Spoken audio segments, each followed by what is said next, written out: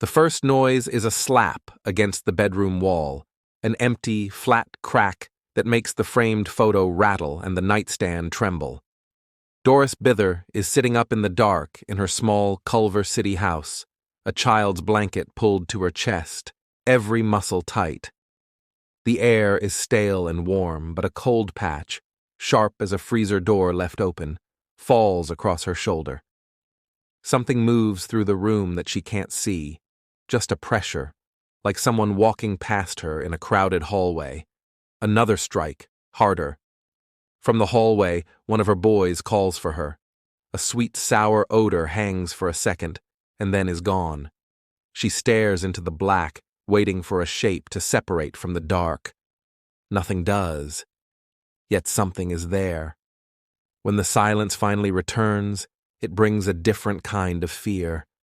The certainty it will come back. 2 weeks later, on a bright August afternoon in 1974, Doris walks into a Westwood bookstore and sees two men at a table answering questions about ghosts. Their names are Barry Taff and Carrie Gaynor, part of a parapsychology team tied to UCLA's Neuropsychiatric Institute. She tells them what's happening: the cold zones, the odors, things flying off shelves, and something far worse. Assaults she insists are not just imagined. They take her phone number. Within days, they are at her rented house at 11,547 Braddock Drive, a weathered place with a bricked walk, and the address stenciled down a beam by the door. Inside are 4 children, worn furniture, and a daily life already stretched tight. On the night of August 22nd, they begin their first round of visits. Over the next 10 weeks, they keep coming back with notebooks, thermometers, and cameras. The conditions inside are chaotic. Kids moving from room to room, neighbors stopping by, curious friends of the team drifting in. Taff and Gaynor say they're not there to evaluate the alleged assaults. Those claims predate their involvement, and even Taff will later say he doesn't believe those attacks happened.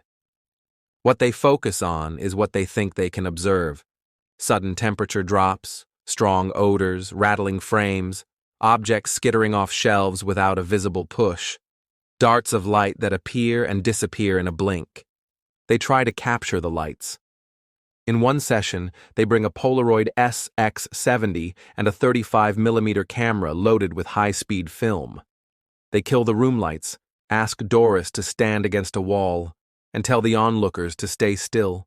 Someone counts down. The first flash pops. When the film develops, a circular band of brightness appears in front of her, as if something thin and reflective hovered between camera and subject. In other shots, ragged white lines cut the frame on a diagonal. A later attempt with infrared film fails, overexposed, nothing to show. The team keeps the prints anyway. They aren't proof. They're fragments, the kind of pictures people stare at and argue over. Doris tells them more about the house. The activity comes in bursts, she says. A coffee cup flies and shatters in the kitchen. The refrigerator door swings open with a hiss and refuses to stay shut. The hallway grows 10 degrees colder as if an invisible door pushed open, and then warms again in minutes. The boys report loud footsteps when no one is in the hall. They talk about her drinking and the strain all of them are under. Outside, the address reads vertically down a wooden beam by the front door. Neighbors walk dogs, the street hums, and inside the rooms, the family waits for the next hit, the next bang, the next cold breath. On some nights, the team brings additional people. A woman who claims she can speak to spirits sits with Doris and tells whatever is in the house to show itself. The room grows quiet enough to hear the camera power winding. In a single dramatic moment that Taff and Gaynor will later describe, a faint greenish mist thickens in front of Doris's torso. For a breath or two, it seems to take shape. Then it is gone.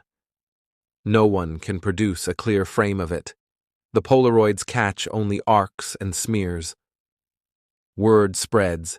The case earns a nickname: the Entity. Journalists ask questions.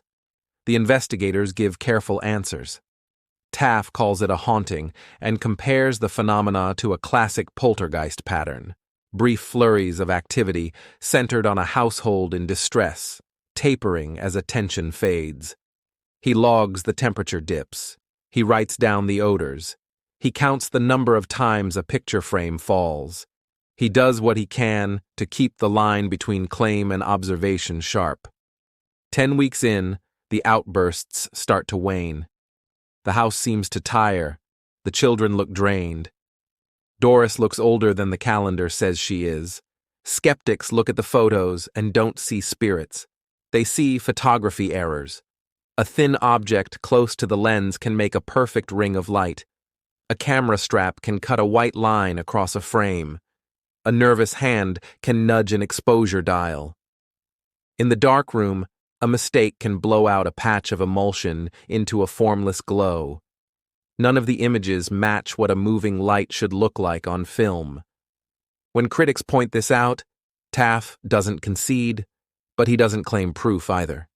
He insists that whatever happened in that house was real enough to the people inside it, the kind of real that leaves you bracing for a sound and sleeping with a lamp on. The family's strain is not in dispute.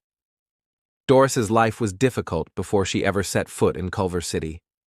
Interviews and later accounts describe abuse in her past, hard drinking, and chaos at home. The house itself was in poor condition, and at one point had been tagged as unfit for occupancy. 4 kids lived through those months with her. Years after the visits, one of her sons, Brian Harris, would say the activity was constant and physical, pushing, biting, scratching. He remembered fog-like forms drifting through rooms. Other witnesses didn't see everything he described, but they remember the knocks, the sudden cold, the feeling of a crowded room with no one there. The film business found the story.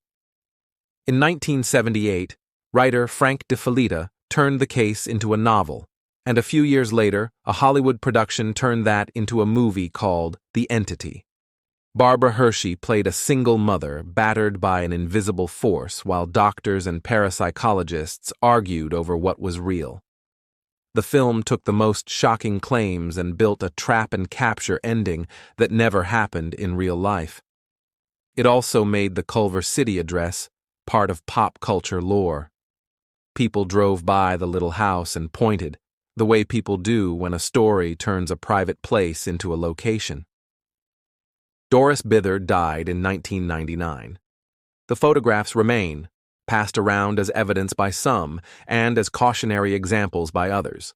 Skeptical investigators examined them and proposed mundane causes, reflective objects, accidental overexposures, development errors.